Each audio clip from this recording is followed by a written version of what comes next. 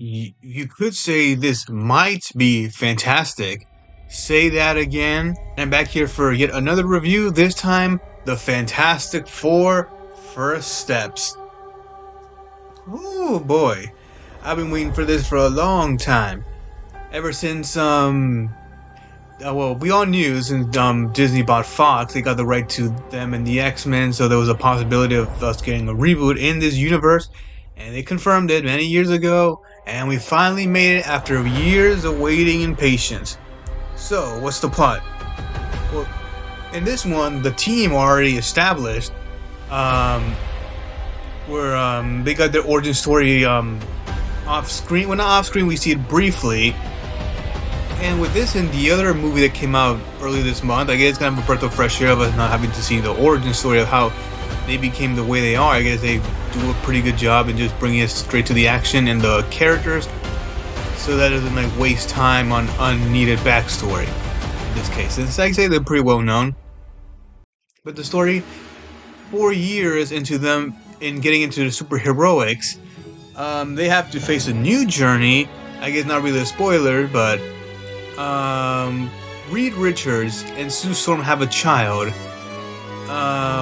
But then a new threat comes around in the case of the Silver Surfer, this time the Shah LaBeouf version, to warn Earth and its protectors of a great disaster in the form of Galactus, a world-devouring god from space who is coming into Earth to devour planet Earth, and also for a very specific reason, which you will hear later. So with the clock ticking, they venture out into space and find any solution they can to end this threat and hopefully live in peace again. So yeah, there is no origin story. They already have the powers by the beginning. We do see a montage, but for those who are aware of the team, I say this is a pretty good reintroduction into it. And for people who don't know about them, it's also a pretty solid introduction. I guess for some, maybe they would have seen the origin story, but for me, I say it works pretty fine. And they may not be some of Marvel's most popular characters nowadays, but they're certainly one of their most important, considering how they were the team that saved Marvel Comics all the way back in the 60s when Stan Lee and Jack Kirby made this creation, which led to where we are now as Marvel fans and aficionados and enjoyers. There's been a 90s movie which has been cancelled and can only be found in bootlegs and obscure locations. We had 2 movies in the 2000s which not well received, but they have their audience. I did grow up with them, and I was entertained by them, but looking back, they're not really favorites. I think they're both kind of okay for me. And of course, the infamous 2015 movie with the dark and gritty reboot, which almost no one likes. Same for me. It's a poor representation of this team and the characters, so many were desperately hoping for a proper Fantastic Four movie, and for all the part, I say this pretty much nails it. Like, this is the very first true, accurate, faithful Fantastic Four movie, like from design to the story to the characters to the lore. It does a lot, and it helps that Matt Shakman, the director who also did WandaVision, grew up with the team, so he's aware of who these people are and all their adventures and storylines, so I guess he was a good helping hand to it all. For the casting, for at least our main 4, they were superior. They were on point, because Pedro Pascal as Reed Richards plus Mr. Fantastic. Wow. He is so good in this. Like, he is unbelievably perfect as this character. I know he has some skeptics because they think he was not the right choice or he's too popular or whatever. But he nailed it. Like, and even at first I was like, really? Really? I did not see that choice coming, but then quickly I bought into it. I was like, yeah, I guess this could work. I'm surprised he even agreed to this kind of movie, because like I know he has, for being such an international superstar, he has done franchise stuff before with Game of Thrones, Last of Us, DC, and Star Wars, but him now committing to not just one Marvel movie but multiple for a long time, for several years. I'm like, wow, I'm surprised he just did it. But I'm glad he did because he really is a great Reed Richards. Like, holy moly. He just should doubt and silence all the haters. Then we have Vanessa Kirby as Sue Storm, who also nailed it. It's very satisfying to witness that they didn't turn into a generic love interest or the hot wife, or maybe make her too girl bossy or too in command. Like, she's a mom, she is a wife, and she's a sister and a friend and a superhero, but she's just a glorious human being in general. Like, she really does care about the people she likes and protecting mankind and serving mankind and assisting it. So I'm glad we got to see all the important layers of Sue / Invisible Woman. And then next we got Joseph Quinn as Johnny Storm / the Human Torch. Of course, I imagine him being a lot of people's favorites because he's like the goofier comic relief member, since he's the youngest and most immature. He's got some skills, but man, they really use him a lot. Like, wow, like they just didn't make him a dummy. He actually has like a lot of heart and soul and proper personality and does some useful things in the plot. And then lastly of the main four, we got Ebon Moss-Bachrach as Ben Grimm / the Thing. First of all, he looks great. Like, the visual effects on him and motion capture looks incredible.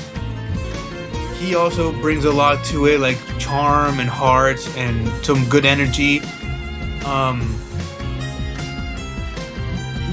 He combines his toughness and his friendliness, where of course he's a big tough guy who can break you, but he is a good person who cares about his friends and also enjoys and has the duty of protecting Earth and New York from any threats. So yeah, he's like a proper superhero. He ain't a mindless monster like the Hulk.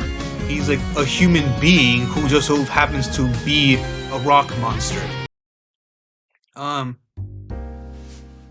And for the superpowers, they're doing pretty well. As one would expect them with the budget they have. Reed stretches, Sue has her invisibility and her force field, Sue has his fire, and the Thing has his ability and his super strength. I say I enjoyed the villain Easter eggs. I say like in the night scene they reference all these comic villains. I was like, oh wow. And even someone I know noticed like one of the buildings saying Timely to represent like Marvel's old title. And it was pretty awesome seeing them fight Giganto in the beginning montage, since that's like a reference to like the very first comic cover. So like, oh wow, like they actually went all out. And of course, one of the first major praises I have for this entire movie is for it making me care so much for this team, because of course that's the part of it. Like, if you don't care about the characters, then there's not much else. Like, you can find entertainment, but can you really connect to it? And for this, I definitely did, because man, they did the research. Not that there's a high bar, but this might be one of the most comic accurate MCU movies ever. You care about the team, you care about them being together, being by themselves. It brings a level of groundedness that this kind of wacky material would get for it being some comic booky and out there, but they really do it, and they pulled it off. And man, the set design, like of course this being set in an alternate Earth in a retro futuristic world, it's impressive. It has so much detail and like about almost every scene, like the buildings, the streets, the ships, it's like they put a lot of love into it to make it feel like a believable world of its own, to make it stand out in like the modern blockbuster landscape. It kind of feels like it goes for the big budget Jetson style, which should make this leave a lasting impression for years. And I also enjoyed how incredibly comic book style they go, not just in the designs of the outfits, but again the look of like the environment, the way that people act and react. Of course, it's a little modern because of course the dialogue, but it still feels like a sort of time capsule, and impressively detailed time capsule. So yeah, for that I have to give it some kudos.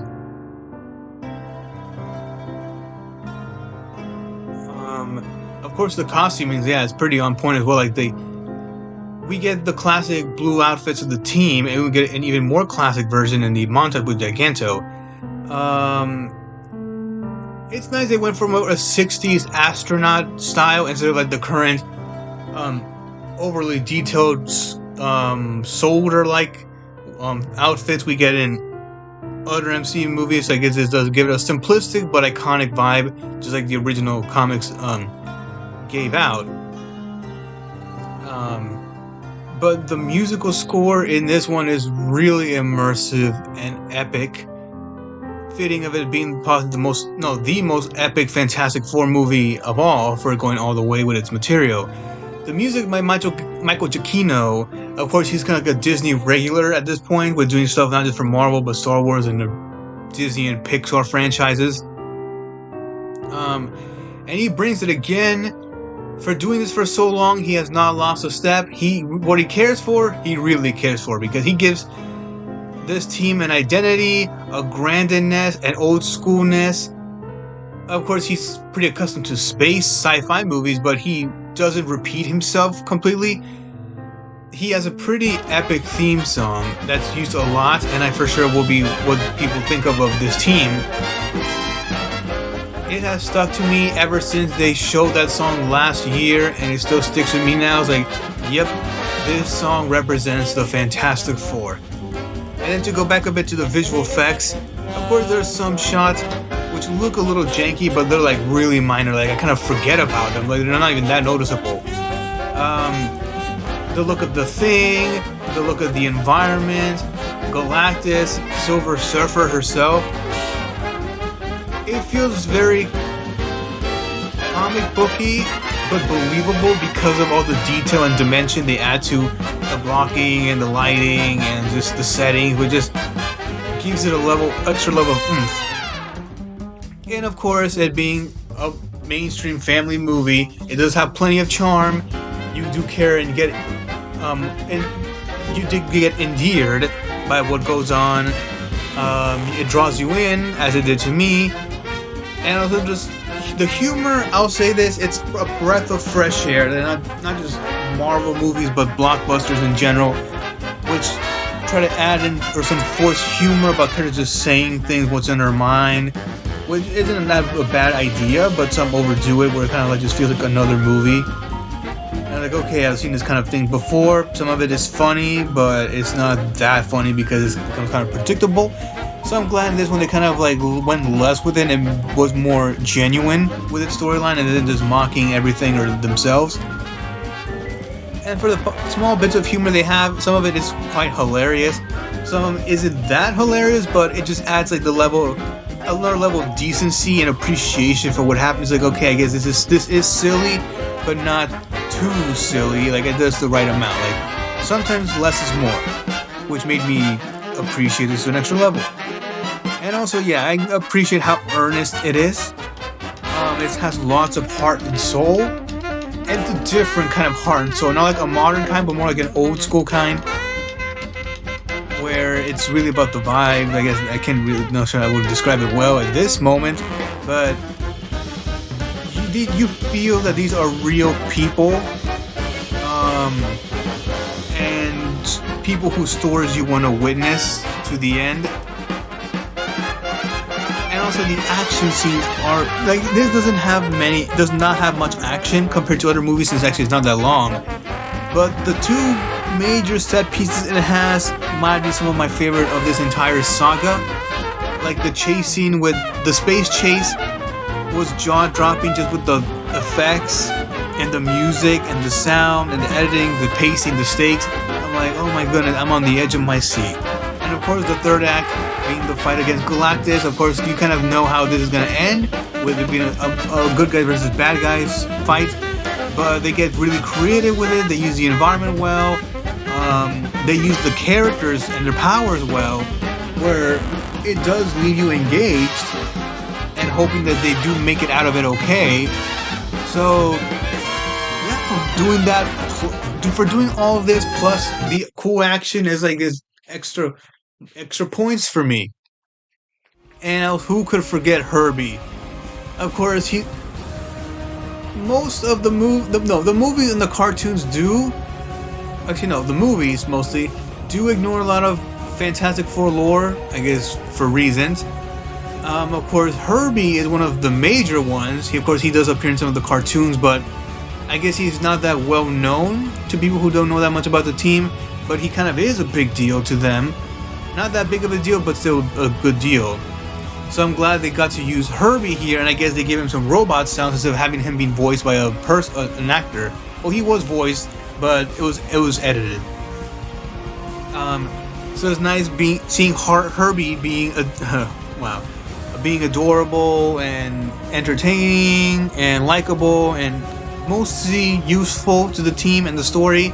Where he's not just there just for comedy or cheap gags. He's actually like a friend of the team and a good way of support. And to have him have plenty of screen time without overdoing it is pretty nice to see. And it's like a lot of this makes me go, man, that was good to see. Good for them.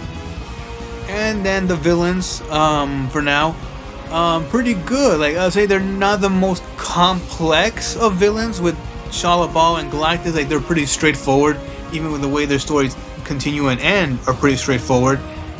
But I'm just glad that they are the characters. Of course, Shala.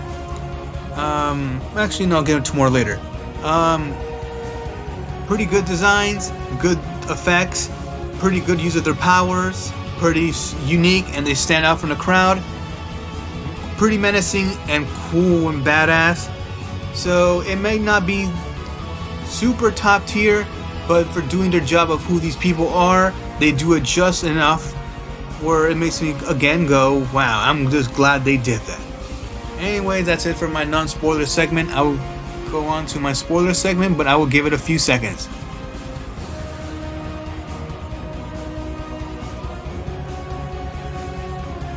Okay, back to Johnny.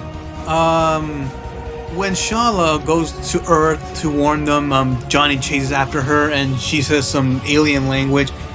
And he Rosetta Stones that shit, cause he goes to these other transmissions and these discs that were found shown to him early in the movie, and he dissects them all to figure out the language of her, I guess, species or whatever she was doing. And he figures out what not just she was saying, but all these other doomed planets were saying. So he gets this pretty cool moment at the end where he gets to speak the alien language and surprises not just Shala, but the rest of the team. Even Ben Grimm going, he can barely comprehend the English language. So they don't underestimate a storm. No surprise to you. And it's nice to make him even more useful outside of like the fire powers. To show that even though he may be young, he does have a lot of courage. He has a lot of determination. He ain't a quitter. He will for sure do the right thing, even if he does screw up and do some dumb things. So yeah, just adds to the lovability and the coolness of Jonathan Storm. But to Shala, of course, a lot of people know the Norrin Radd version of the Silver Surfer, so I guess they did switch things up a bit with Shalla-Bal, a way lesser known but entertaining version of the character. And she mostly starts off as a threat, a cool threat with full action, but then later when we start learning more of her backstory, again, it's not much, but it does give her an extra level of dimension that makes you appreciate what they do more, and also some scenes that she does later. It makes her pretty well-rounded, more than one would expect. And of course, I guess this is not really a spoiler, but hey, they gave it away halfway through the marketing cycle. We got Franklin Richards, the son of Reed and Sue, who's just the baby in this one, but of course does get older, as all children do, most children. And by the end, it is revealed that he has powers. And we'll see what the full extent of it will be later on. Wink, wink. At first, I wasn't. When I first heard of the idea of Franklin being this, I'm not sure. I would ever just focus only on the team and not on the children. And yeah, but they do use him pretty well. He is kind of a plot device, but hey, it's it's a nice harmless baby. They don't make any doo-doo jokes with him. And for those who are ready or have gotten used to Franklin, get ready to see Valeria if they decide to use her. Just so you know, is Sue and Reed's daughter, which will happen later on. Not sure when, but it'll happen. Hopefully, who knows? And of course, the third act is pretty awesome. We get the big battle in New York. They evacuate all the people, and they just and they take them. Well, they have the plan of teleporting the entire planet to another place, which is pretty absurd. But hey, I appreciate them going full comic book logic instead of just something like straightforward. But man, like they built all those machines and waste all those years of building, only for most of them to get destroyed. I'm like, is this gonna screw up? Like, how badly is this gonna screw up the? Another quick point I'll add is that, of course, it wasn't a trailer for a brief bit, but Ben Grimm had a beard. Because, of course, the power going out of them, having to sacrifice all of the Earth's power for this plan. And he loses his ability to shave due to the lack of electricity. I'm like, okay, I guess a quick gag of him having a beard, a rock beard. But then he keeps it all the way, which I was like, wait, are we really going to do this? We're going to keep that whole hideous thing all the way to the end? But like, oh, I guess I got used to it quickly because it's kind of charming and I guess endearing to witness this big guy keep this beard. Like, holy. Let's see. Oh yeah, it hit like crack for him to finally say, it's clobbering time. Of course, they built up that joke of him not wanting to say it because it was in the cartoon. And I finally says it, and unfortunately, I'm the only one in the audience who claps and, well, the only one who cheers over they going, yeah. But I guess people didn't go apeshit over it. Of course, it being these kinds of movies, and you have some touching, emotional bit, and it does deliver. Like it doesn't go super far, but it does get you in the feels pretty good. Like because now you start to grow with these characters and go witnessing what they're all about.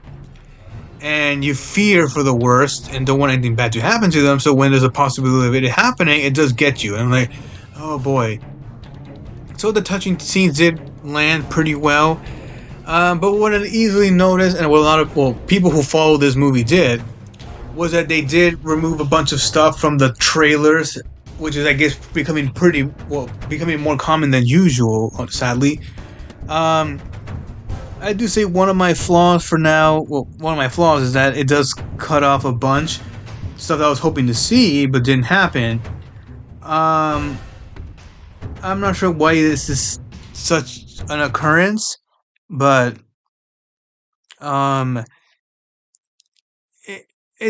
I do wish they would have kept some stuff in there because to make the transition more smoother, because that first act is pretty fast. Like once Silver Surfer gets in, it becomes more consistent and more engaging. So I'm not sure what the big deal was with that there. They do have like a montage, but it does feel like it was chopped together at the last minute. Like you could tell like this was gonna be a scene, and it kind of was. There was gonna be an opening action scene, but I guess because of the pacing or whatnot, they shortened it into a montage. And of course, a character named Red Ghost, played by John Malkovich, one of their villains, was gonna appear here, but he was cut.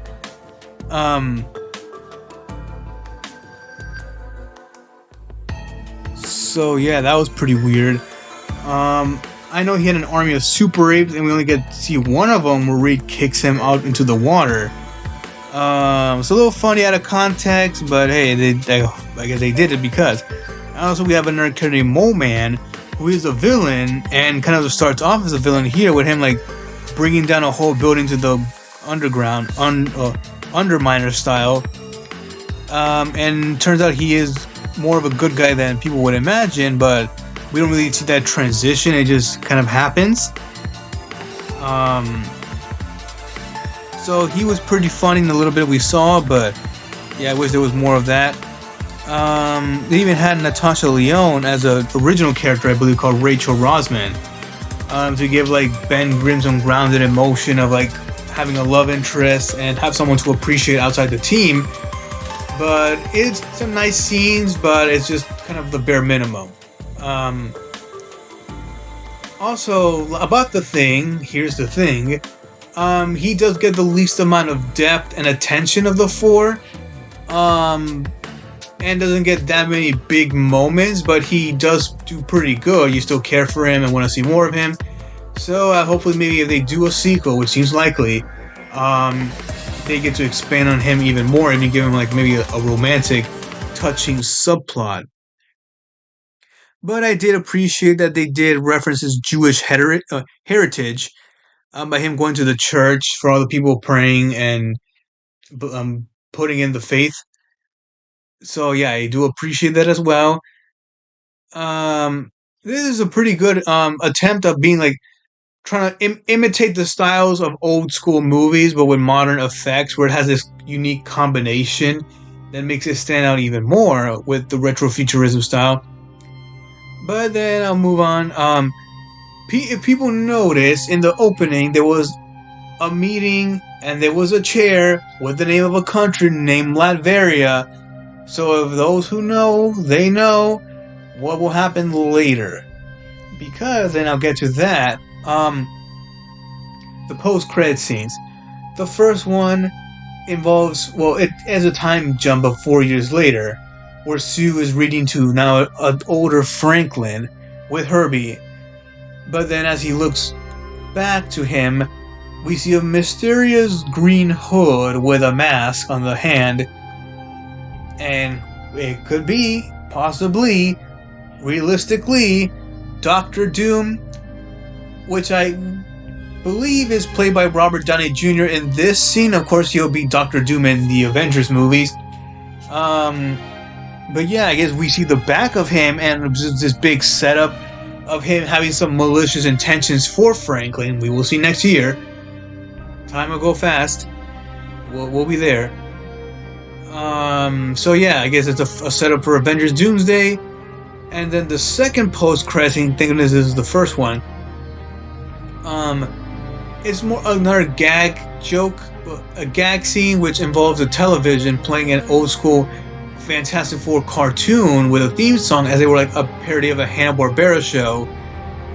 It's pretty silly and like charming. And then Herbie turns off the TV. Seeing that final quote play at the very end was also a very nice, heartfelt, personal touch. I believe the quote is, "If you look at my characters, you will find me. No matter what kind of characters you create or assume, a little of yourself must remain there." Which kind of shows what this team and the Jack Kirby legacy is all about, of him bringing humanity and art to these over-the-top characters by grounding them in reality, which has helped them all endure so long and so heavily into the pop culture lexicon. It just gives many a feeling of gratefulness of this entire comic legacy, up from like the creation up until like the 2010s, and then that dark period where people thought they were done for because of that last movie and that they were getting less attention because of corporate politics. But then up to being brought to the forefront again, it's really lovely to witness.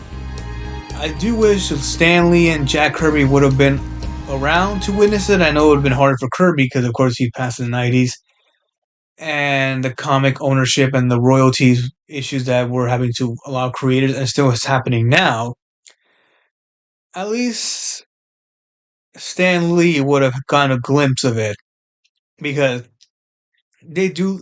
This not only pays a tribute to their legacy of, well, the Fantastic Four legacy, but both of their universal legacy of not just this team, but for what Marvel has stood for. The humanity, inclusiveness, appreciation, wholesomeness. Well, not all wholesomeness because of certain characters, but this feeling of community and heroics. It's awesome. It's impressive. So, for my final thoughts, as you could tell with how long this has been, I like this movie a ton. Um, I will cherish this for as long as I can, as I've done with other top tier Marvel movies. I'm not sure it'll be a top 10 because there's so many I really like, but maybe it could be top 10 if I give it some time to think, because I'm not going to marathon every movie I love from this franchise, stating like 10 years and even beyond. Um, with its issues, it may not be a masterpiece, but it feels like a masterpiece at heart. Like it feels I've been waiting years for this. And it's one of the rare instances where a movie I was amped for ended up living to my expectations. It is without a doubt my favorite comic book movie of the year. People give the MCU flack for like underwhelming on projects, which I do get. But some of those criticisms are deserved. But they put out more mystery projects miracle projects than most studios would dream of nowadays. So I still give them kudos for that and for continuing on for what they believe in. Well, except from like the Kang hiccup here and there. But I'll leave it as this review be. I'll leave this review be, and then move on to the stars and look up to them as the Fantastic Four have dreamed about since their beginnings. I give this movie an 8.8 out of 10.